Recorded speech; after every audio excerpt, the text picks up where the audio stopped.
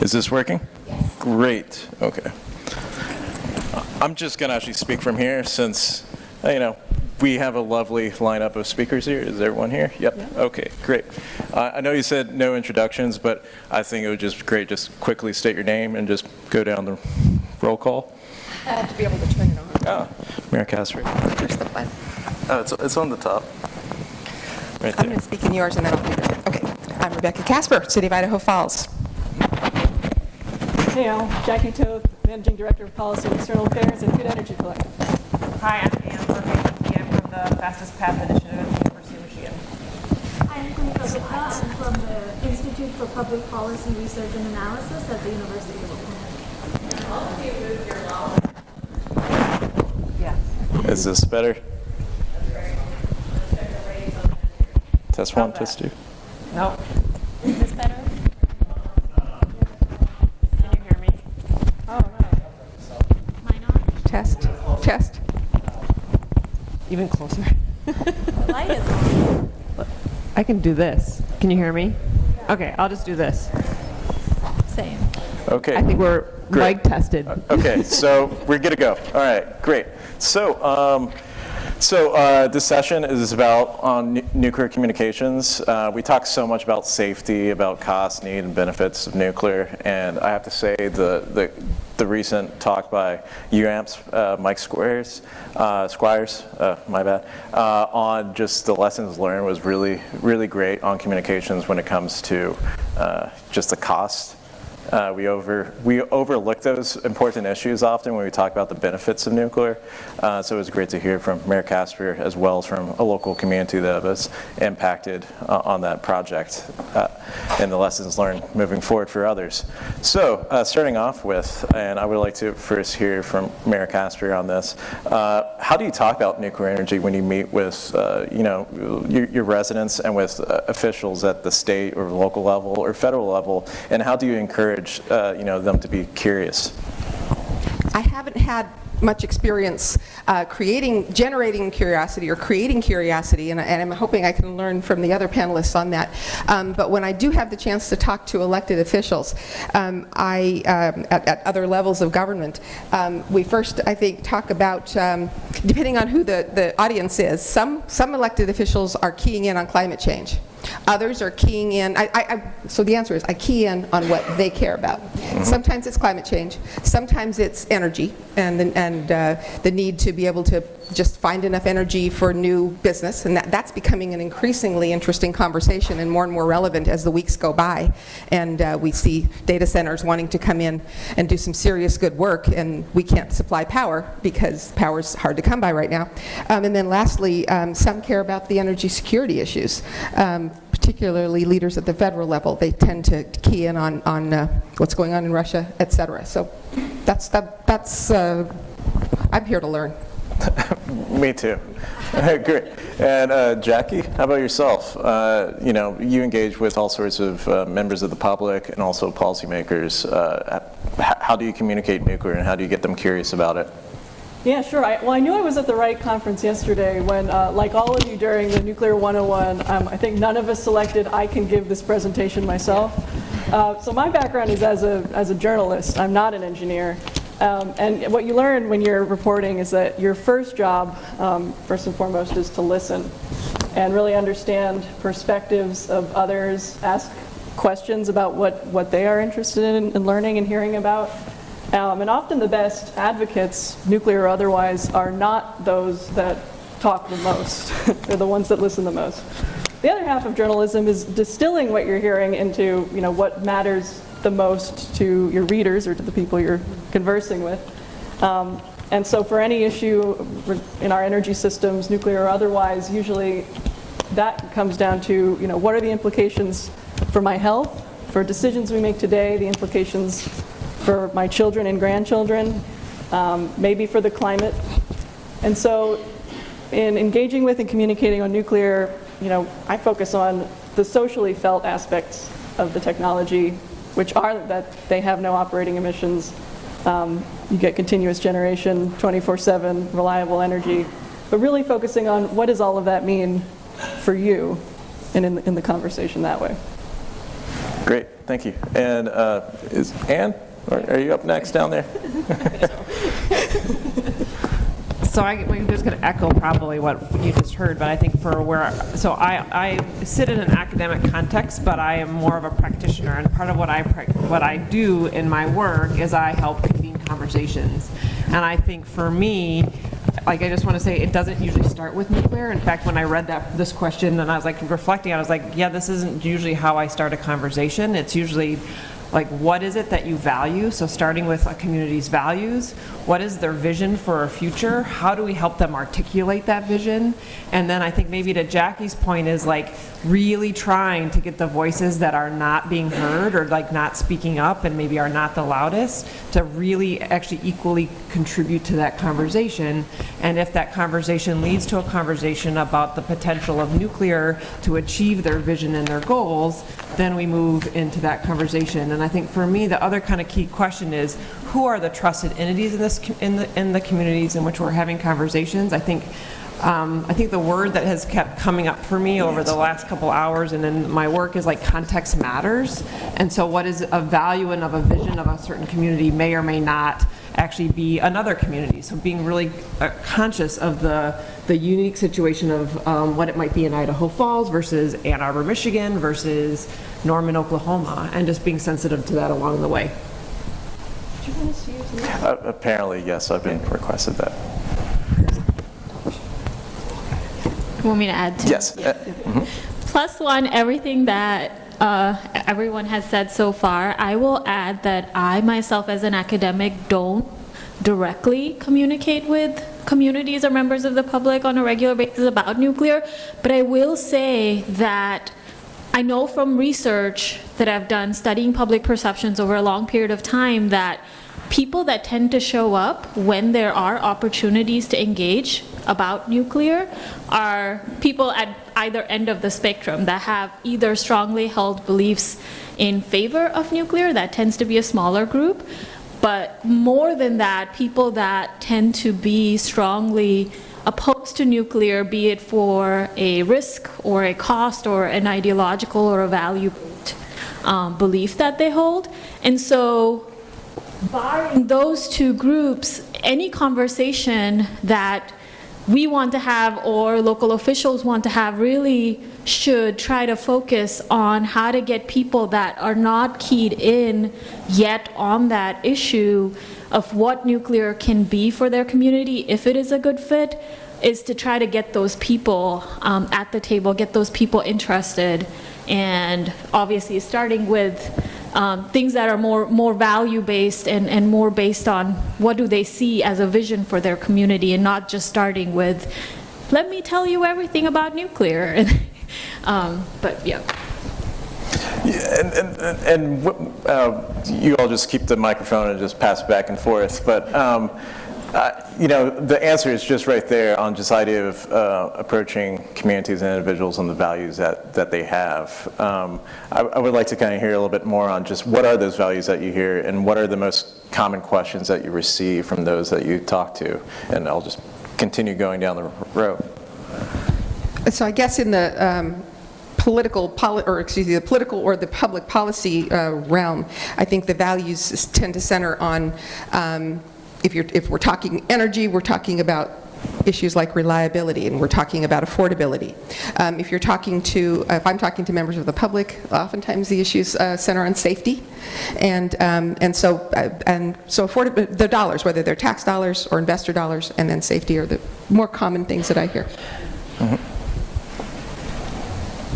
Yeah, certainly safety, and you know, the way we talk about it is pointing to the shining operations record of today's operating light water reactors, but ultimately seeing is often believing on this too, so we're all the nuclear initiated in this crowd, but I think touring operating facilities is a way to really bring home individually or for people you're all engaging with that these are plants and entities where the workers are really taking safety seriously at every turn. The other question we get a lot, you know, certainly at conferences like this, but elsewhere is, you know, how do we get meaningfully involved in our community. And at Good Energy Collective, at the heart of our work is the principle that communities should be the decision makers on what their energy future looks like. And so, at that stage, we're pointing them in the direction of resources that exist state and federal level, CLEAP program, RSTEP, come talk to me about these programs that really are starting to put some dollars and people toward assisting communities and thinking and mapping out what their energy future is going to look like. So we have run a series of workshops. I've done this with Kuhika now for 3 times, and we actually run all participants in this research project through a values question, and the consistent word across all communities, whether they be a bunch of professional communities in the nuclear space or community members from a local community, the word respect is really clear. And it comes up at the top pretty much time and time again. And so I think people's desire to feel respected, to feel heard, to feel listened to, that both the positives and the negatives of that they could perceive of are being addressed with authenticity and transparency. So I think for me, that's kind of what I'm hearing around like there are many other value words. Equity comes up, future generations, actually to Jackie's point of the ways in which people are thinking about this. They're thinking about future generations, not just and they're thinking about legacy, their own legacy. So. Yeah, I mean, I again echo all of what Ann just said. But the other value that does come up, as Mayor Casper was talking about, that we've seen on the ground is access or sort of adequate resources. So I think communities are starting to wonder, as we're moving toward energy transitions and a different, almost a different economy, what can their community do to maintain access to adequate resources? And in that zone, again, with data that I've collected, we can see that people think nuclear is high risk but also high benefit, so it has the potential to sort of provide these crucial benefits to society, but it also, people are aware of the risks that it can potentially have.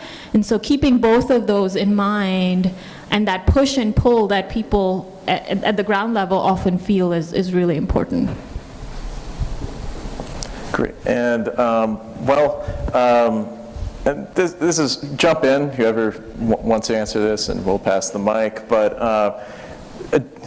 how do you go about addressing not only the value of nuclear energy and its benefits, but also the risk, the safety, as well as discussing the regulatory environment and the complicated economic market out there, because there's regulated and deregulated markets, and these communities that talk with you all, like, how do you address those things, especially when it gets into more complicated matters? I'm not going to start this one. I have some learning to do. I'll let you start. I mean, in the values-based conversation, it's a lot of questions over, what is most important to you in your energy mix? I mean, and in your community. I mean, if your view shed is very important to you, nuclear might start to look a little more favorable than wind. If agriculture and open land is important to you, then nuclear with the smallest footprint of any energy technology in terms of used land is again more appealing. And if cost is an issue, this is something where nuclear has some proving to do, but I'll just mention one of my favorite statistics from the Advanced Nuclear Liftoff report that the Loan Programs Office issued last year, which is that advanced nuclear does not need to be cost commensurate with natural gas and solar.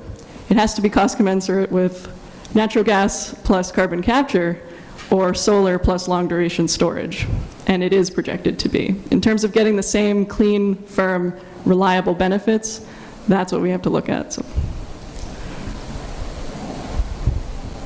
Yeah, really great points, Jackie. I will just add that, again, we often see communities or sort of the conversation being around nuclear versus something else. And I think, Jackie, you bring up a really good point also about thinking of the energy mix overall and really getting communities to look within about what do they want their energy mix in future to look like, and from that, helping them emerge at solutions that include several different, all of the above type option, and what each energy source brings with it, what are the attributes associated with that.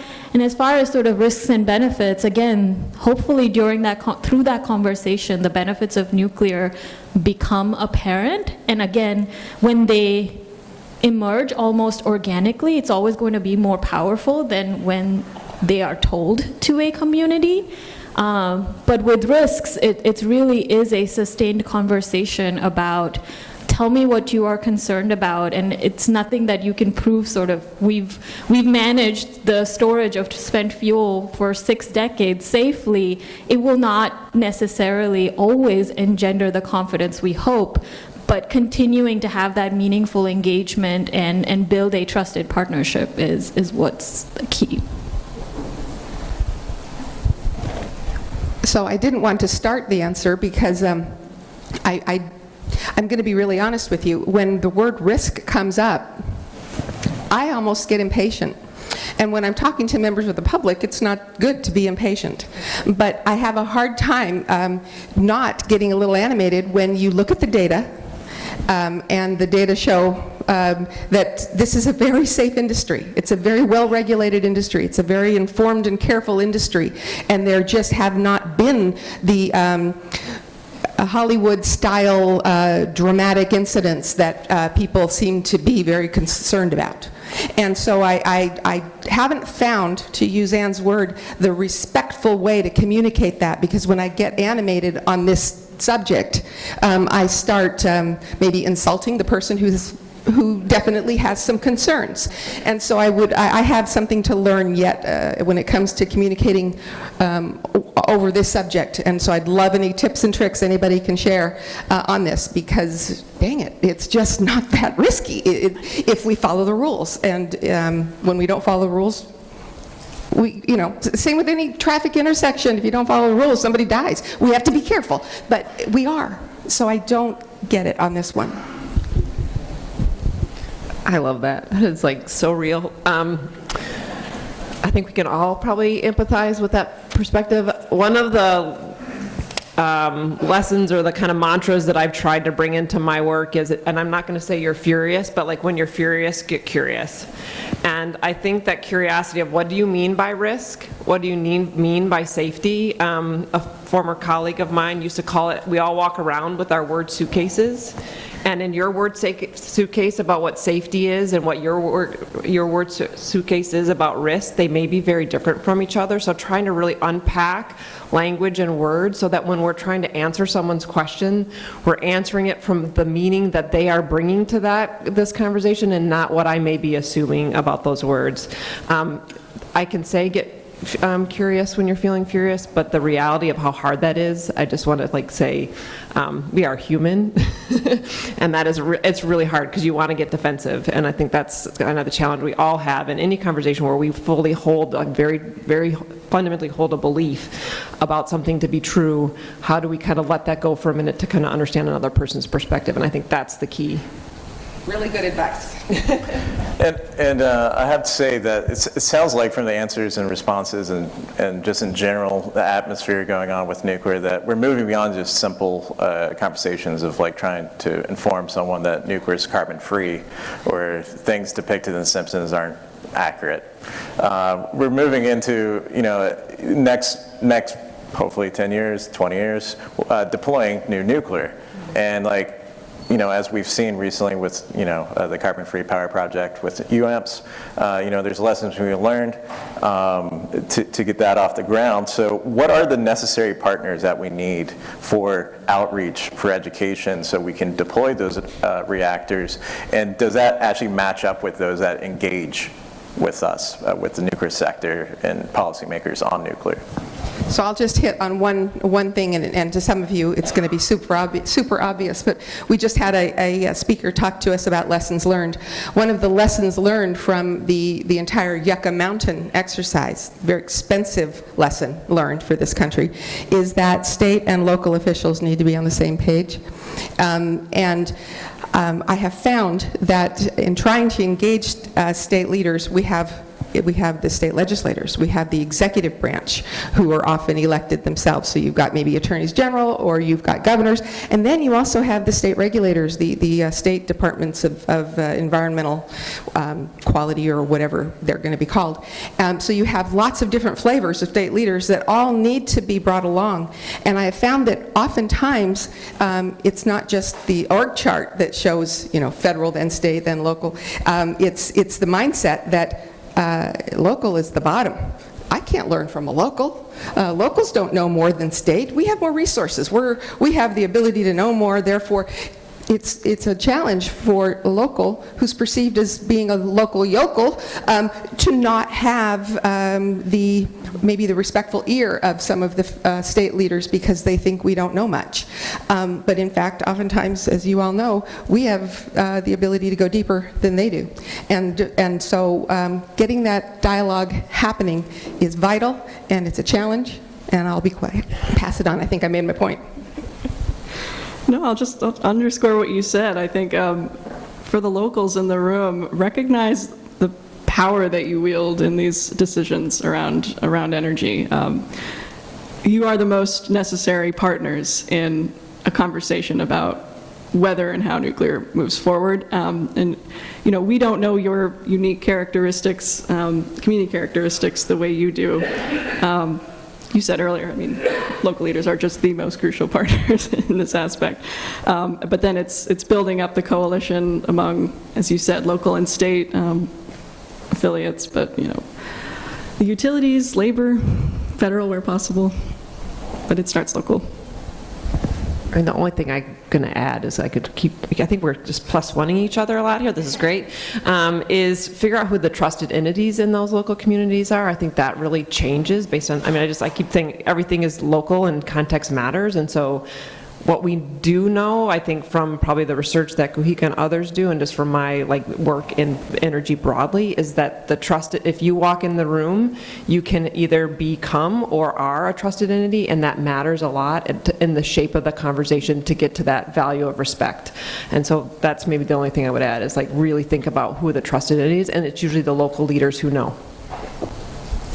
And I think along with the local leaders, we also, research that I've done found that local emergency responders, of course, bring huge trust with them and confidence.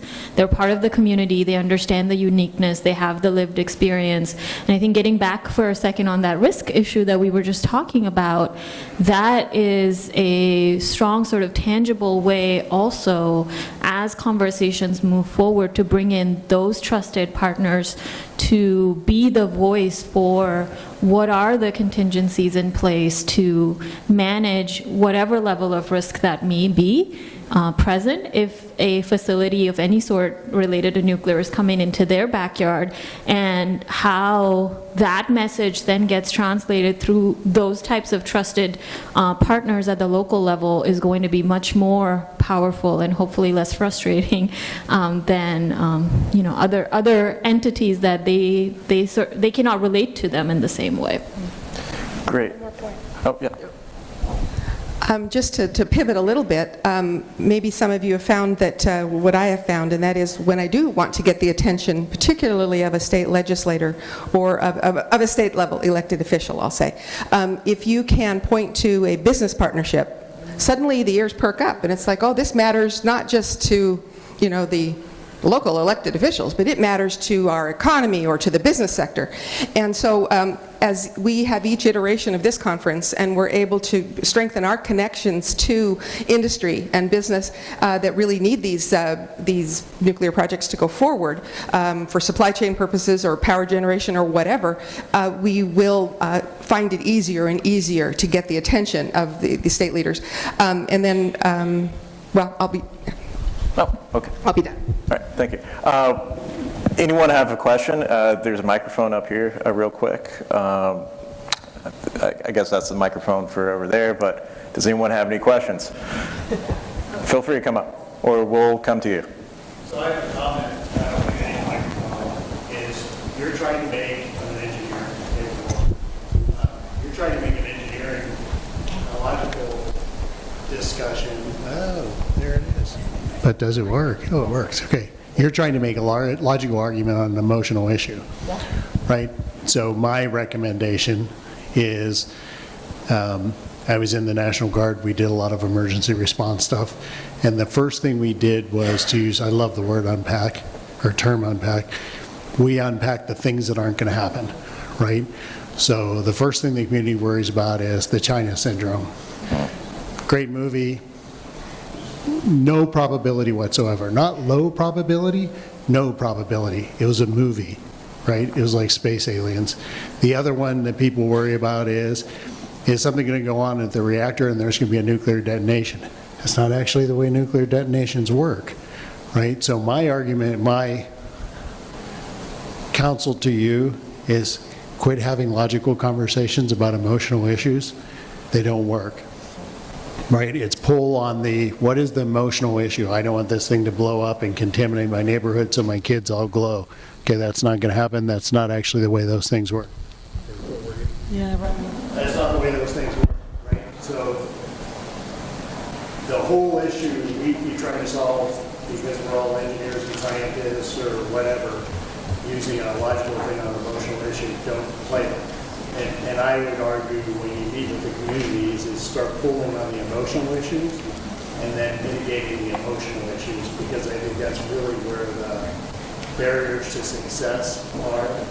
It's that the moms and dads that not in my backyard thing is all built around, I don't want to nuclear detonation. I don't want to run up on the infantry. And I live down the road from here, right? So that's it. Just a comment. Yep. Thank you. Just real quick on that, I just want to say that ANS, American Nuclear Society, we try to approach people on their concerns and listen to them, engage with them, emotionally connect. That's one thing that we teach with their crisis communications and media training. Yeah, thank you. I'm Al Casas from Ultra Energy, but I held a conference a while back, an energy conference in Florida, had about 500 attendees. I chose to go a different direction, you know, to dispel the negativity around the industry. I wanted to connect with everybody I possibly could, so many of you may know who he is, but do you know of Dr. Patrick Moore? Okay, I had Dr. Patrick Moore as my keynote speaker. Now, everybody looked at me like I was nuts. Why would you have the founder of Greenpeace at an energy-related conference? And Patrick, after he spoke, he dispelled every bit of negativity around nuclear relative to the economical impact, the environmental impact, and the safety record. And people came running to me afterwards wanting him to speak on behalf of the industry, somebody who is Mr. Lover of Mother Earth. So I think if you can connect at the lowest level and not be so technical, but be more connected to the people that would believe somebody who believes in the earth, like Dr. Patrick Moore did, and he now has left Greenpeace because he sides on the level of science as opposed to the politics. Right, and we can connect with others, including those that are critical of nuclear in certain aspects or have bad legacy issues in their community's histories with nuclear technologies, including weapons.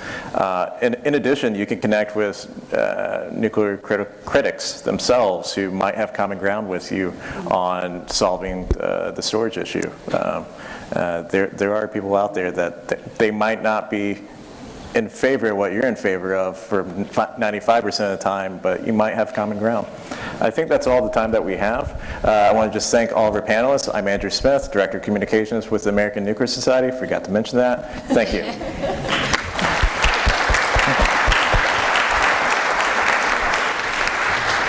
If we can go ahead and get the next panel up here, thank you all. The good news is they're staying around, so please, during the breaks, of which I'm stealing some on your first break, stealing some time, but by all means, please, when you find them, ask the questions that perhaps you didn't get a chance to answer this time.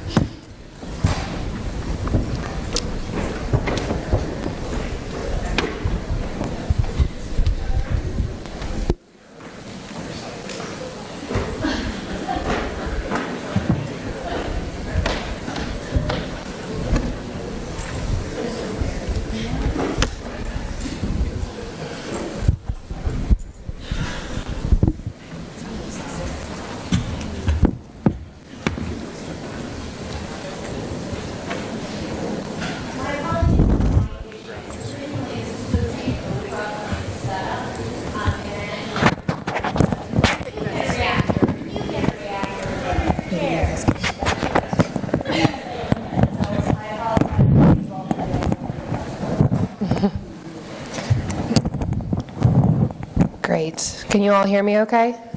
Awesome.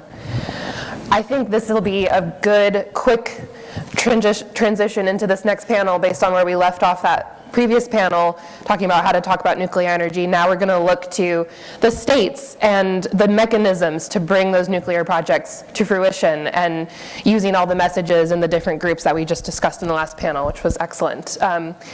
We'll do quick introductions, just who you are, where you're from, and then I'll go into questions, and we'll hopefully have a little bit of time before the break, which we're still going to try to keep on the schedule, to get you all to ask some questions as well.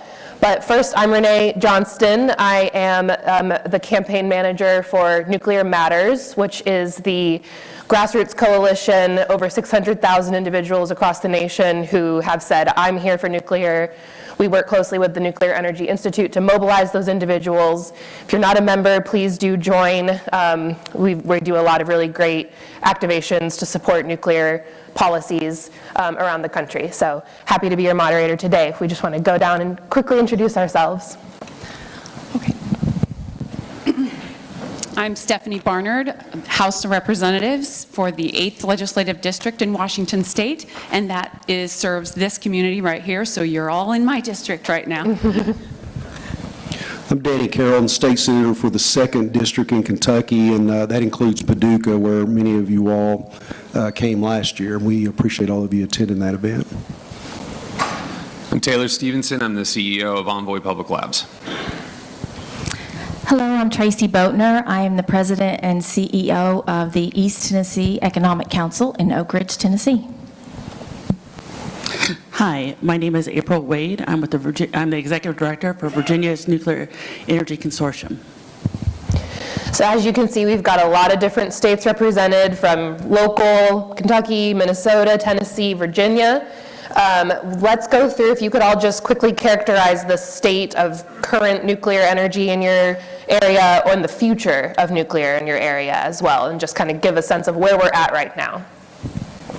All right, so the state of nuclear energy here is fantastic. We have the Columbia Generating Station, and we produce a lot of electricity for the state of Washington, and we are now expanding into other endeavors. Really, really excited to get an SMR here to provide even more power. So we as a state, we just established the Nuclear Authority within the Commonwealth, and that's a body that we established at the University of Kentucky to help move the Commonwealth forward, a consistent, permanent body that will take care of that. And through the legislation, we set some direction for them, doing educational studies, workforce studies, educating the communities. We established a nuclear-ready community designation that this authority will be in charge of making those decisions for those communities. So as a state, we're trying to balance the all-the-above approach. We're trying to, as was mentioned earlier, make sure that we educate the people in our state, because there is some resistance. But the problem is we don't have time to do that, because we need to move now. And so that's the balance that we have in our Commonwealth. Locally in my district, in Paducah, with our DOE site, we are already a nuclear-ready community. The county made that designation, so we are moving forward and trying to get in front and trying to be the leader within the Commonwealth in all these efforts. So that's kind of a general overview of where we are. Renee, maybe, because I know Minnesota might not want me to speak for the state. Sure. But maybe I can answer a slightly different question, give kind of a trend line of what I've seen in, call it 7 years of working across the country.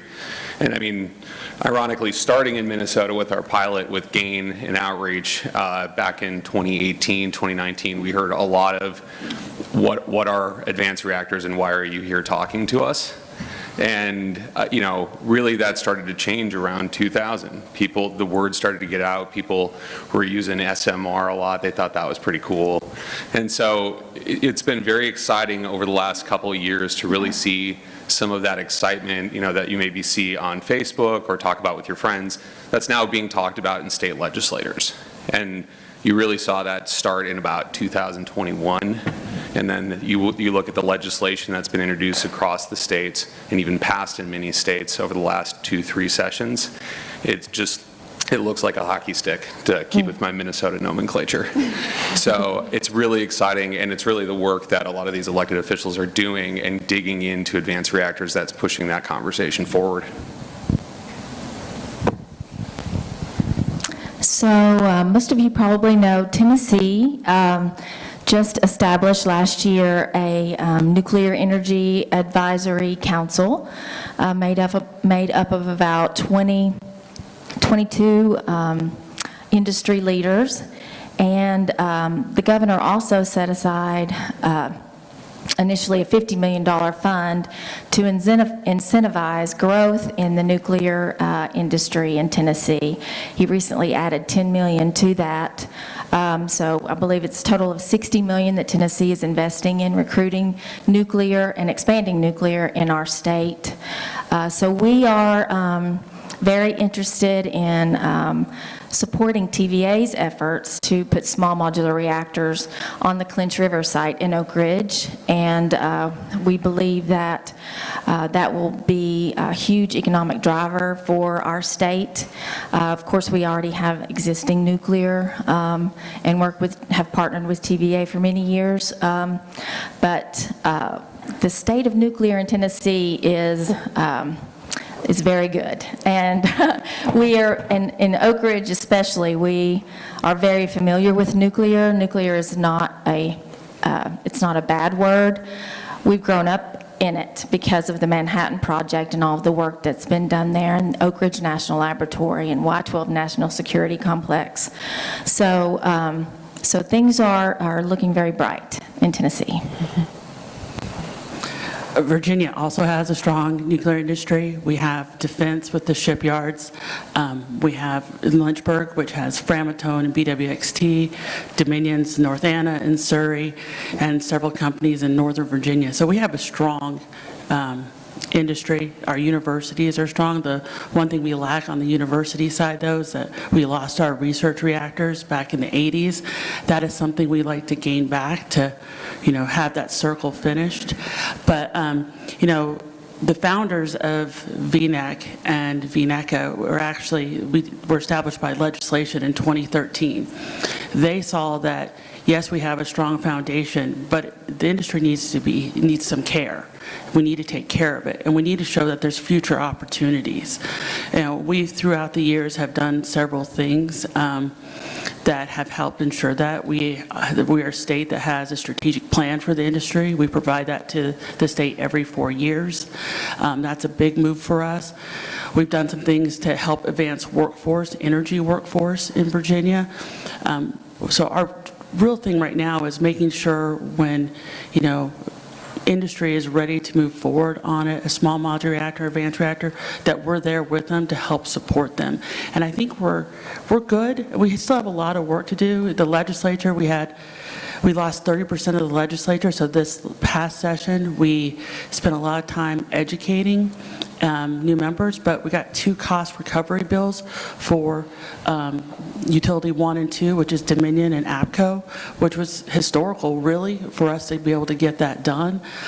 We've been able to pass several legislative bills over the years that just makes Virginia just stepping forward to where we need to be for deployment. We still have a lot of education to work in communities. Probably a lot of you all saw that, Southwest Virginia was a big focus. Well, that's not the part of the state that has nuclear, so we do have some work to do down there, but there's still a lot of opportunity. And I will shout out to Lynchburg and Hampton Roads, who are all here. So they want to be a part of this conversation to learn more about what they can do from you all. Great. It's a good overview of where we're at in the state of play with each of these different states, to be punny. You mentioned a little bit about this in different ways, but there's several different vehicles or methods to consider nuclear development, whether it's an advisory fund or a consortia or legislation, right? And you've all touched on it in different ways, but in the ways that your state has considered nuclear development, what do you see as the benefits or disadvantages of that method, whether it's a consortia or, again, legislation or advisory council or whatever it may be? Well, I just gave you a very brief overview of the state at play, but our community has done a phenomenal job just from the ground up. So we started with a local organization called MCEI, the Mid-Columbia Energy Initiative, and that was started in 2010. And, you know, TRIDEC had been working on that, like Carl Dye mentioned earlier, for years and years. So we had a local organization that had been working on nuclear, and then, you know, that was built out in the community over the years to take a deep dive. You know how the prior panel was talking about how important it is to get the community involved. Well, we did that. We had the My Tri community initiative. We also, from that, found that one of our number one or two opportunities came in the nuclear industry. So, and that came from our local community. It was the grassroots effort, the effort that we took to find out what this community wanted as an energy strategy in our own community. And then, you know, from that came the Energy Council, and from that came Washington Vertical. So Washington Vertical was that connection that took our clean energy plan for our community straight to that state level, and that is where, you know, we have really begun to make a difference as far as in the state. So our one of the things that has happened is that when I became a legislator, I thought, you know, we have this initiative in the Tri-Cities, and we really need to make some progress on it. We want an SMR. We've all agreed. The Tri-Cities is really, really energy savvy. You know, we know that energy density is really important rather than energy sprawl.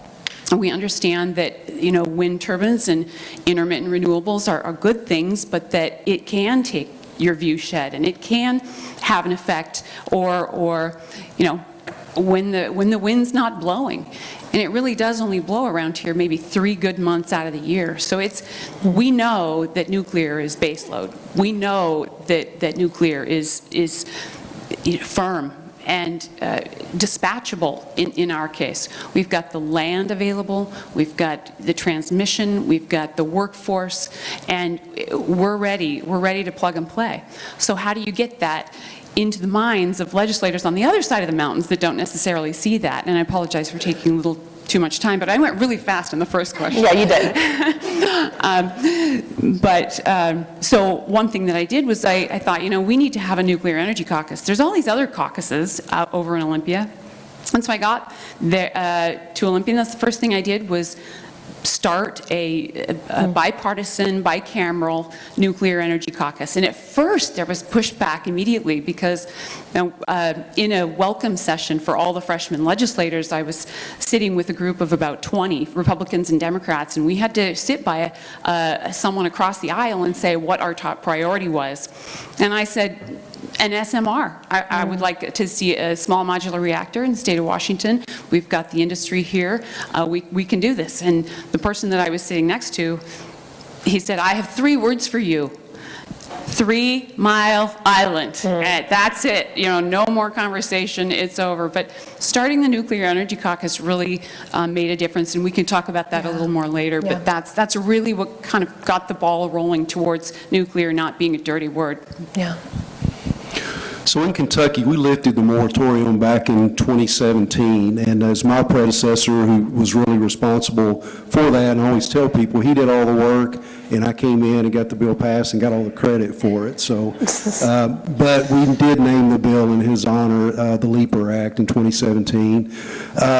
Since then, we really didn't do a whole lot. 2 years ago, we started looking about what the next steps were going to be for the Commonwealth. We spent some time speaking with the folks in Virginia, Tennessee. We looked at the Idaho model on whether or not we wanted to set up a commission, how we wanted to structure that. And 2 sessions ago, we decided to back off of that a little bit, and we set up a nuclear working group within the Commonwealth. And in Kentucky, normally those things are done where the legislature will pick members, you will have experts come in, testify, and it's very much a formal process.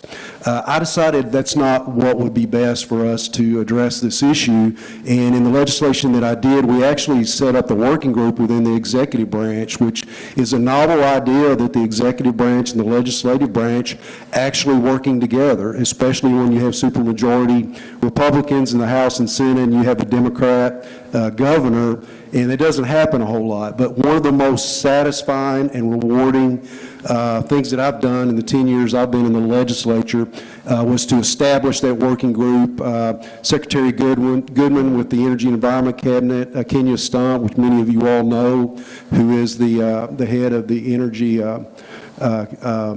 group there, energy policy. I can't think of her title, I've lost that.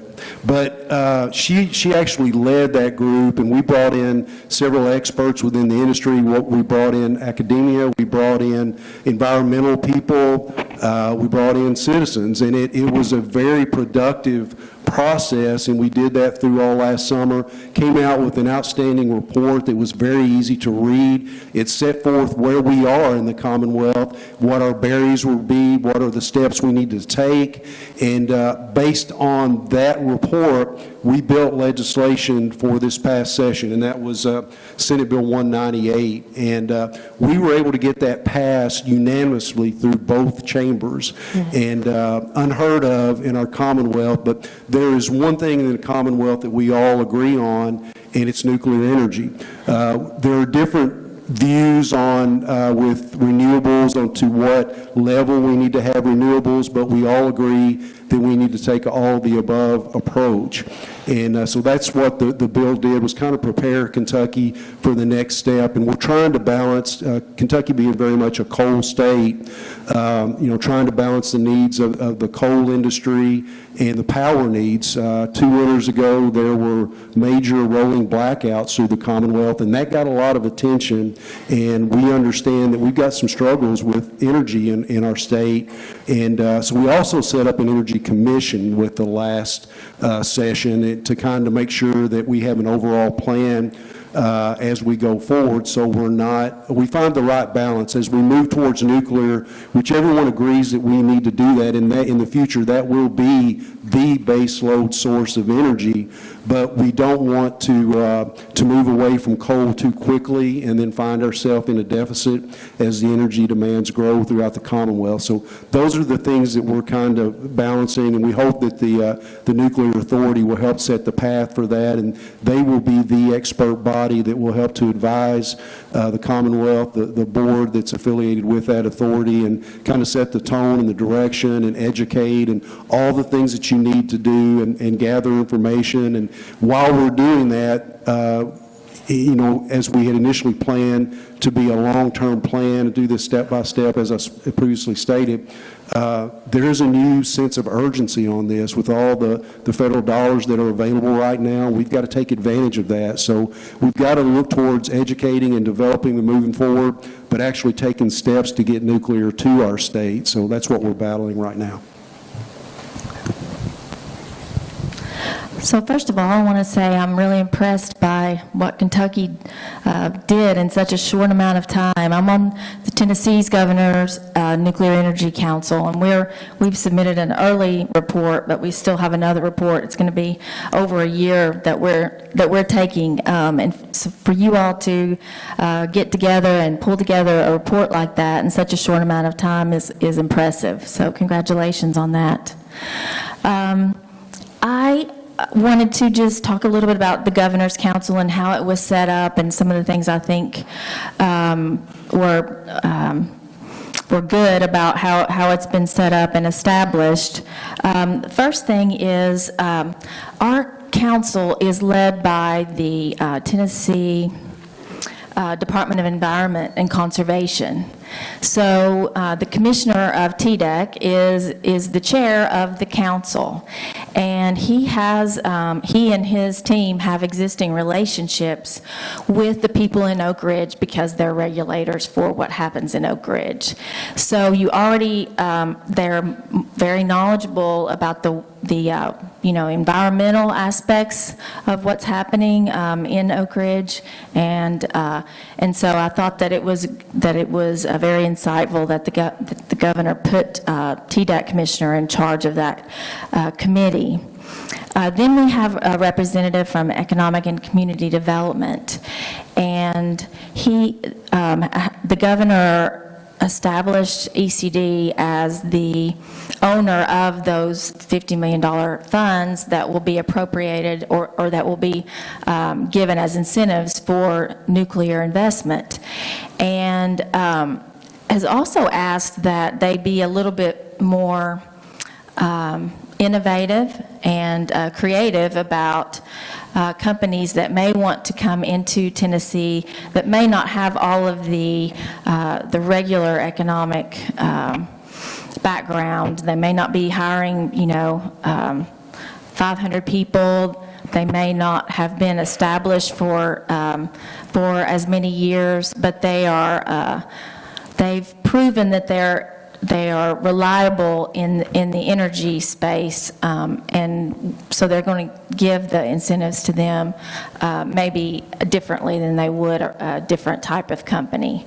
And then the education and workforce aspect of this council has been very eye-opening. I think there are so many people and entities in Tennessee that want to help with meeting the workforce needs, but we think we need to prioritize education, K through 12, young people, getting young people and their parents educated on the benefits and the safety of nuclear is very important, and I think it will go a long way to recruiting folks to work in that industry. So those are just a few of the things I think Tennessee is doing well in this. Well, Virginia, when they set up my organization, they set up another organization, the Virginia Nuclear Energy Consortium Authority, as well. That group is ran through the state's Department of Energy. The governor appoints board members to that. But the legislation created my organization. We're the working arm. So it's been a nice balance to have that group, those thought leaders together to talk about what's going on in the industry, but also have the organization ready to move and be able to act on things that are stated, that we agree that we have to make happen. So back in 2019, we had a summit. We listed, identified all these things that needed to happen for the industry to move forward, to be prepared for what's coming with small modular reactors. All those steps have helped us to have that partnership together. So I always think that is probably one of our best attributes, is having us as that working arm. But the other thing is that we are a partnership between industry and universities. Universities are part of our founders. They saw that there was a need to garner more research, and also for workforce. They knew that we needed to have something to come together to bring industry and universities together to work on these things. So not only do we want to advance nuclear in the state, the technology, but we also want to support the universities and what they have. So one of the things that we've been working on is, hopefully we'll announce soon, but we've created what's called the Virginia Innovative Nuclear Hub. And that's going to be an opportunity for industry and universities to come together to work on those research aspects that we think we need additional in Virginia. We have Jefferson Labs, but we don't have Oak Ridge. But we do have a lot of nuclear with defense and commercial and manufacturing in Virginia. So we want to advance that. The things that I think that we probably need to work on the most is with the legislators, especially, is making sure that they know that we're here as a resource for them at all times.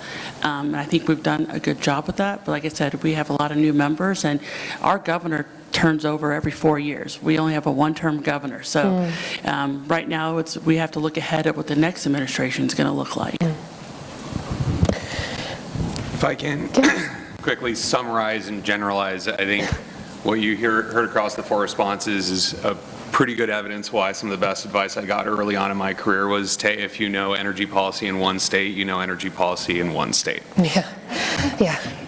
And I think it's to the point, if you're a state out there that is considering, like you're somewhere on the nuclear curious spectrum, right, and you're trying to figure out what are the best next step for me, first of all, you're not alone. And second of all, I think what I would distill out of all of these is that the best approach is going to be a very thoughtful approach where you index the capabilities of your own state, look at examples from other states, but ultimately do what's in the best interest of your community and your state. I think that's kind of a through line that I can draw through all of these. Yeah. And if I can further draw a through line to some of the earlier comments from today, I think what we're seeing develop is that local to state to federal continuity, and that's where a lot of nuclear projects and nuclear conversations are moving forward. If you're looking at feasibility studies as sort of a logical next step, one thing I would strongly encourage you to do is read the feasibility studies that have already been published by a number of states. I can confidently point to the GAIN program as a good resource to find all of those feasibility studies in one spot. Similarly, if you're looking at a working group, you have some great resources to look at and kind of look at how to hone that for your state. But ultimately, what a lot of these entities are doing in these states is starting to position the state to answer a question that I started to hear a lot last year, which is, what are the next steps? And a lot of those next steps, I'm not going to go through the litany of them, have been talked about here. But again, it's one thing to talk about them. It's another thing to have your state resources oriented and connected with your local communities so that you can be making concerted decisions. Excellent. I just want to add one thing to that, because I think you made a good point, is that, Tracy and I just actually got to know each other over the last year, and I'm so grateful for that, because it's nice to have someone to reach out to ask advice, because you don't have to recreate the wheel. A lot of us have done a lot of these things, and we can point you to the right direction to where you need to go. So please reach out. I know Senator Carroll, he and I talked early on about his legislation and what we're doing in Virginia, but I want to be a resource to everybody as well. And honestly, if anybody has anything to help Virginia, let me know, because I don't want to recreate the wheel either. Please. Yeah. One thing that was brought up that I thought was really poignant was that you do have to take the temperature of your own state and decide what structure would fit best for the situation that you're in.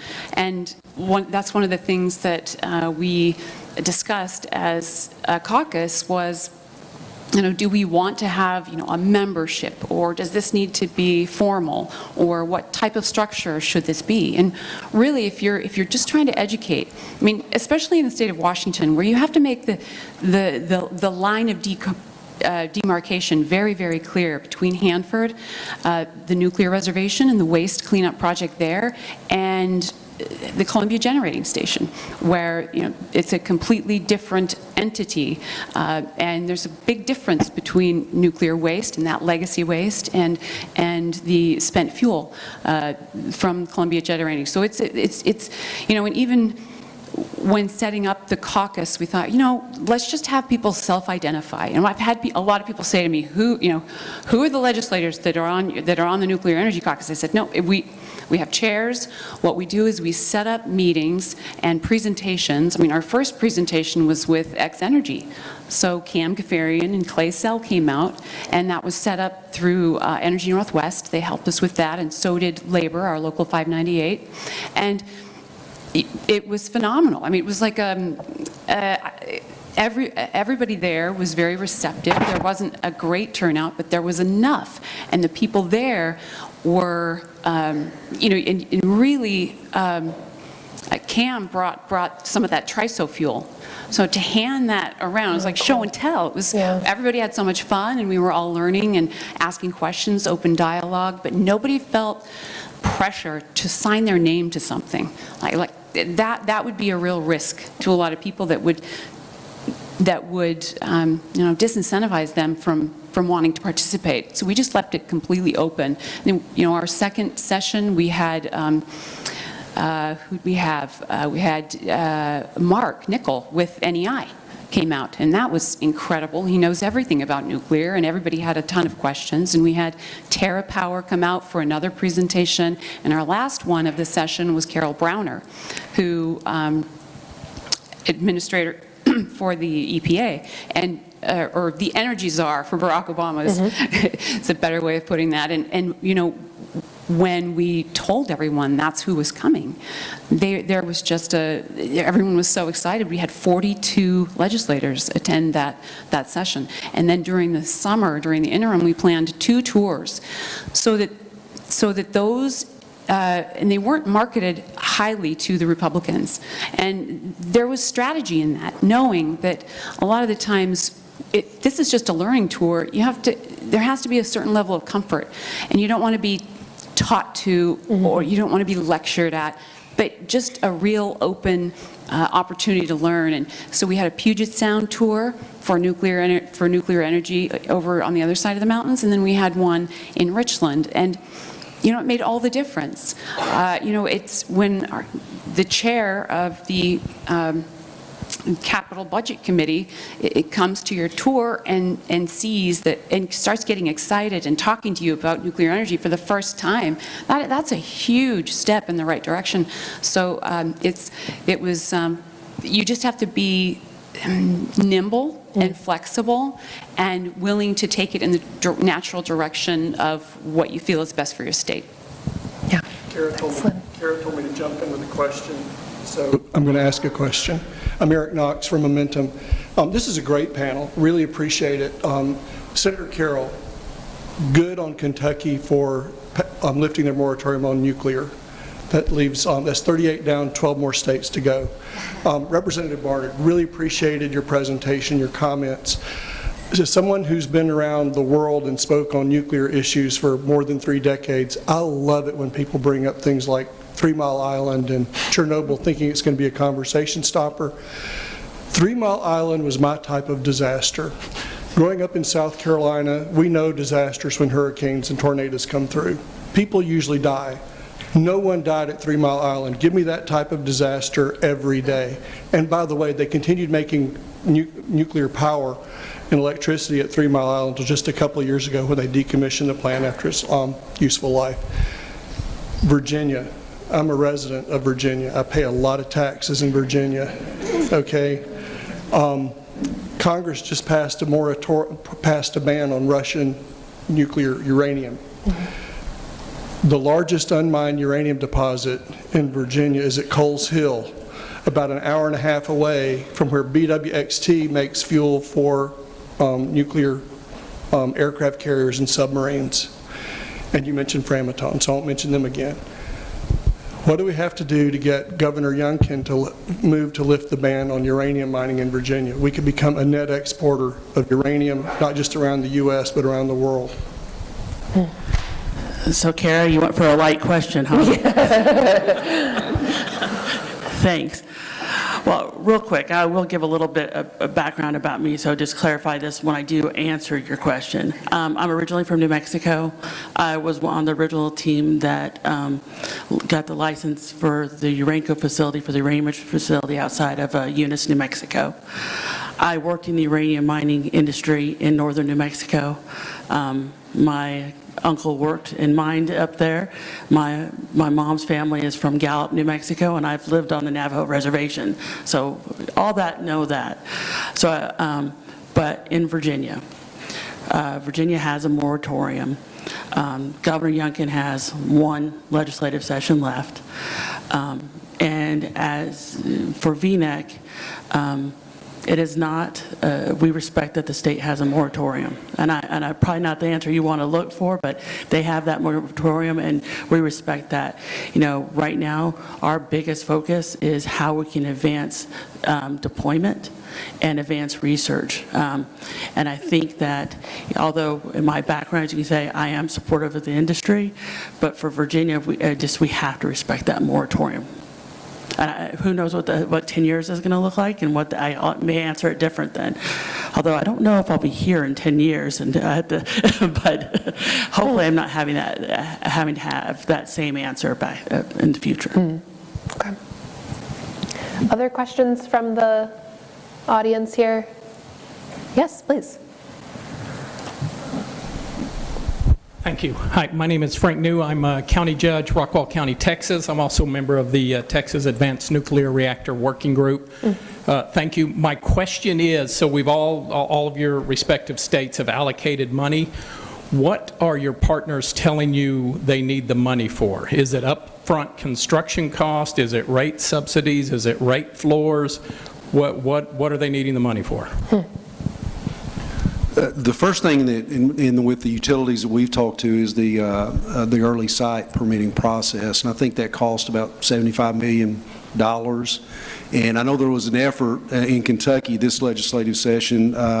Actually, the Senate president, that's what he wanted to do, was to allocate $75 million, set it aside for that purpose. And what we ended up doing, and there were several provisions in the bill on where I thought we should spend money based on what the working group decided, but I'm a senator, he's the president, and so there were some changes made within leadership when we went through the budget, and we actually set aside $40 million, and it went to UK in kind of a quasi-trust, and those funds will be used to fund the operation of the authority and the Energy Commission. And I'm hoping next session there will be some changes made, but our thought was that we would put funding towards educating the state, doing site studies, site identification studies, labor needs, educational needs, and set aside about $40 million for economic development, strictly for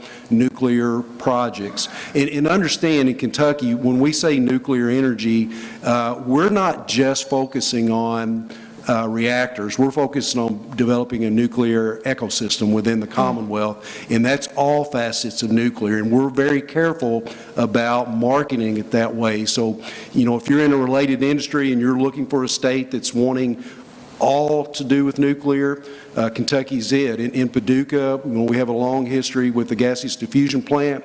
We have uranium hexafluoride there that Bill Gates says there's enough fuel for nuclear reactors in Paducah today to power this country for hundreds of years. And we're working with GLE, laser enrichment, to come in to enrich that material that we have on site that has been looked at as waste for many years. So, and in Paducah, we're also doing a reindustrialization study. The local government's got a grant for that. So we're focusing on the entire ecosystem in Kentucky, but financially, you know, from the utilities, that's the one thing that they asked for, was to help with that early site permitting process, and regulatory, to be able to allow multiple utilities to come together to build a reactor jointly, and that's kind of a structure that really is not utilized. And so as part of what we did, we directed the Public Service Commission, the regulatory entity, to prepare for all these contingencies as we move forward. We want them to be ready when if we have 2 or 3 utilities that come together, they want to build a reactor, when they walk in the Public Service Commission with their application, we want them to be ready to go, to have the staff trained and not spend a year figuring out what to do and how to proceed with this. And that's kind of been our goal, and that's where I had hoped we'd invest the money, and that may still happen in sessions to come, but you know, that's been the big ask on our part, was early site permitting. Okay. Just plus one, what the good senator said, but a feasibility study, but the other issues are just that, again, that ecosystem, that industry, building out of the industry. we have a huge opportunity here, and we need to take advantage of that. We have the money, the Inflation Reduction, we have the CHIPS Act, we have Infrastructure Act, we have a lot of funding out there, and it's low-hanging fruit, and we need to take advantage of that to provide that for our nuclear industry and to grow that ecosystem. So there were 5 bills introduced this session for nuclear-related bills, which, you know, really just to get the word out, just to kind of socialize the idea of how are we going to continue to pay. I know we got a $25 million proviso, which I know there's a panel after this to talk about, so I won't go into that at all, but the other bills were to provide, you know, incentives and tax exemptions for nuclear industries, such as Framatome and nuclear fuel assemblies, and we also want to provide some kind of ideas or structure potentially for the state to continue funding nuclear advancements. So a grant program that was introduced, or a small modular reactor loan program that was also introduced and received a hearing. So really wanted to take advantage of the momentum of the tours that the Nuclear Energy Caucus had in the summer, and those members or those participating in those tours that had said, yeah, I'm all in for nuclear. And you know, we really wanted to take advantage of that moment and introduce some legislation that would begin to start those conversations. So we knew what our top priority was in Washington State, and that was that proviso. But we also are looking to the future and saying, all right, we need to get some ideas out there so that we can begin to have these conversations about what might be the best fit for the coming years. Yeah. Were there any other thoughts from the panel on that? I would just say that I think what you're seeing across the states is there are shots on goal being taken to lower hurdles and barriers for entry to commercial deployment, and particularly that's in the early deployment space, right? I don't think that I'm stating anything other than the obvious there. I mean, we all understand that a lot of these technologies are at first of a kind, and that to get to nth of a kind, that's really the goal of the industry here over the next 10 years. And so where states are coming into support is kind of on the front end with feasibility studies, right? Starting to scratch that surface. That seems to be a fairly low-hanging fruit option to put a little bit of state dollars into. It's also why I'll underscore again, if you're thinking about a feasibility study, don't do a Me Too feasibility study. Actually add something substantive to the conversation. But to that point, I mean, you've heard early site permits, subsidies on PPAs. I know Mike Squires talked about cost overrun insurance. These are all policy tools that are being talked around. And again, it comes back to how are you spending your dollars in your state to most effectively lower those hurdles and those barriers for entry into the market. And I mentioned the cost recovery bills that passed during this last legislation earlier. That was led by the industry. My organization supported that, but that was led. It was very important to them to get that passed to move forward. We didn't have any workforce legislation this year. We've passed some workforce legislation as well. I think we're going to wrap, actually. We're done, yeah. Okay, great. I think that's all we have time for. I know everyone's itching to stretch their legs and move on, but thank you to all our panelists, and thank you to ECA. This was great. Thanks. Just a reminder again that if these folks we are grateful that they're staying around, so by all means, please find them during the breaks. I am going to kill your break a little bit. I apologize. So if you guys can come back in about 10 minutes, we'll get restarted and we'll try and get ourselves back on schedule.